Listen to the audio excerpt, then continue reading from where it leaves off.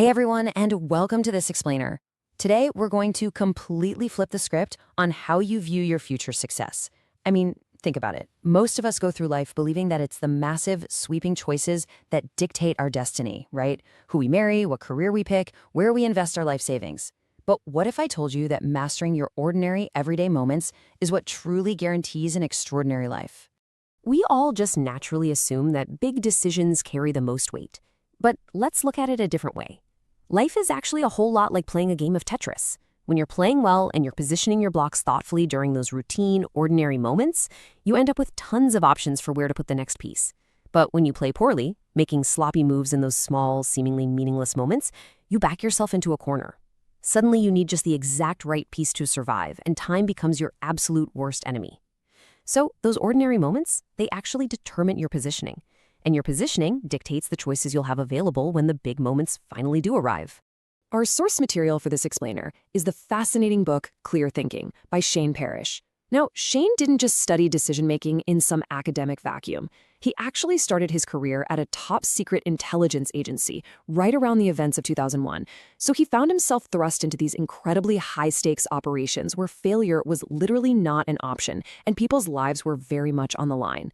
Well, after one late-night operation didn't exactly go as planned, it hit him. No one had ever actually taught him how to think clearly under pressure.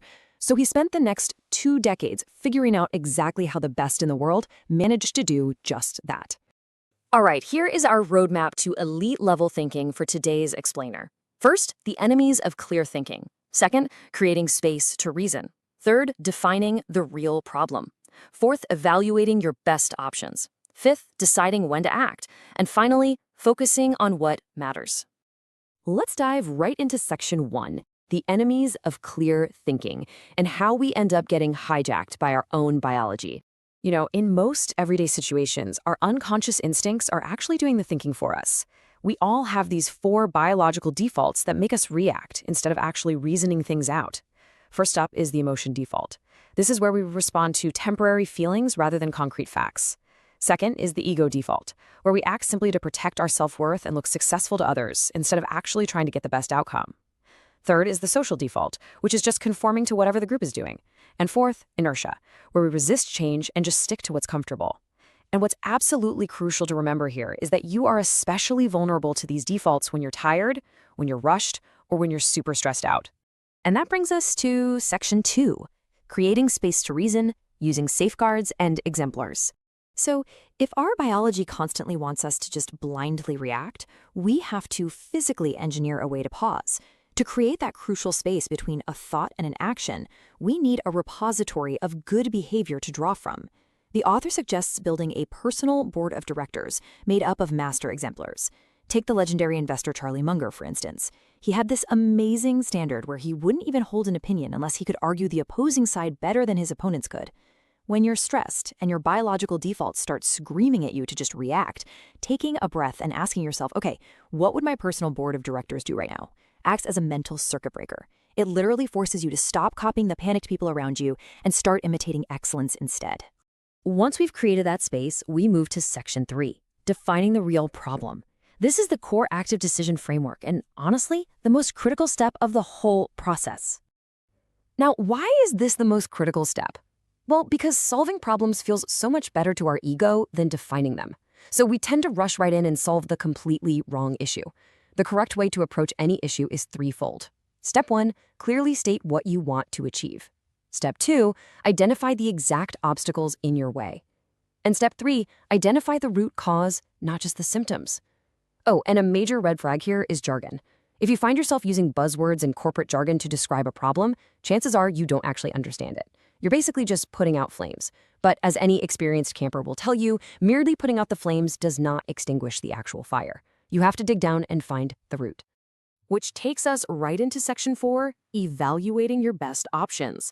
This is all about separating the signal from the noise. A massive mistake novices make when evaluating options is reducing incredibly complex problems into simple black and white binaries. So let me ask you, when you're weighing choices, do you only look at the direct financial cost? Let's say you're deciding between a tiny apartment downtown and a much larger house out in the suburbs. Most people just compare the mortgage prices and instantly declare the suburbs to be the better deal. But man, that is a dangerous trap to fall into. To avoid that trap, you really have to view choices through the 3 lenses of opportunity cost. Yes, absolutely look at the direct financial cost, but you also have to look at time, like those hidden hours you'll lose commuting every single day from those suburbs. And finally, focus, the mental energy and attention required to maintain a massive yard and a much larger house. True evaluation means you are balancing all 3 of these lenses, not just checking the price tag. And to evaluate correctly, you need the right data. So you have to prioritize hi-fi or high-fidelity information. Look, we live in an age of summaries, executive briefs, and highlights. But relying on summaries is kind of like feeding your mind a diet of pure junk food. You get a quick hit of energy, but absolutely no real nutritional value. Summaries are inherently filtered through the biases of whoever wrote them. To think clearly, you need to get as close to the raw, unfiltered source as you possibly can. And this brings us to another really vital piece of the puzzle: seeking out high expertise or HIAX information. This idea is perfectly captured by the chef versus line cook analogy. See, both of them can follow a recipe when things are going perfectly, but the second the kitchen catches fire or a key ingredient is missing, the line cook just freezes because their understanding is shallow. The chef, however, they have deep foundational knowledge. They can adapt on the fly and diagnose the problem.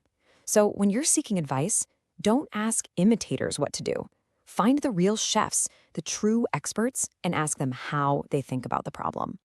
Moving right into the execution phase, we arrive at Section 5, deciding when to act, focusing on margins and mistakes. Deciding when to act is all about timing and preserving a margin of safety. Basically, when you have an idea, you should fire bullets before you fire cannonballs. A cannonball is a massive all-in decision. If you miss, you're out of gunpowder and your ship sinks. A bullet, on the other hand, is a low-risk, cheap experiment just to test your aim. For example, the founders of Tuft & Needle wanted to sell foam mattresses online. Instead of taking out a massive bank loan to manufacture a whole warehouse full of beds, which will be a cannonball, they fired a bullet.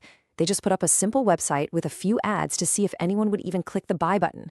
When the orders actually rolled in, they refunded the money, validated their idea, and then they went and built the company. But how do you avoid just hesitating endlessly? Well, you follow the stop, flop, and no framework. You pull the trigger when one of 3 things happens. 1, you hit stop, meaning you've stopped gathering new, useful information and you're really just spinning your wheels. 2, you hit flop, which stands for first lost opportunity. If your delay means your options are literally starting to vanish, you need to act immediately. Or 3, you know that the cost of failure is so incredibly low that making a mistake won't even really hurt you. And when you do finally act, you have to beware of something called resulting.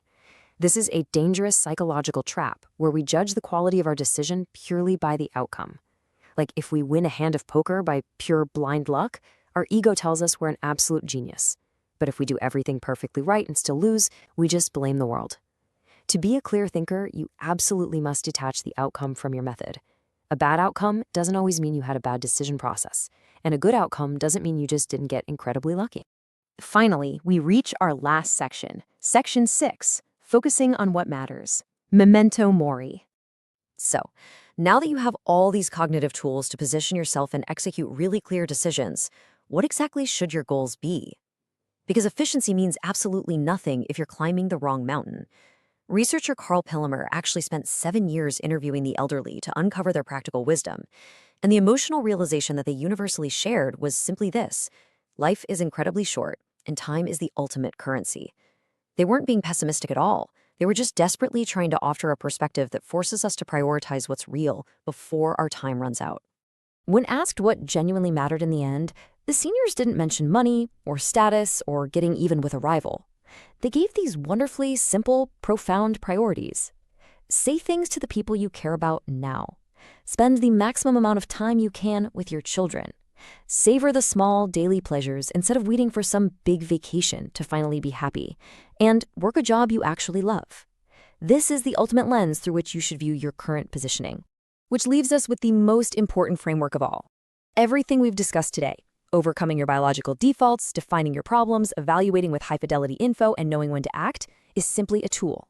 The real question you have to ask yourself is, how do you want to spend your remaining time? Because if you apply clear thinking to that question, you truly can turn your ordinary moments into extraordinary results. Thank you so much for joining me on this explainer, and I really hope you can use these tools to start mastering your everyday decisions.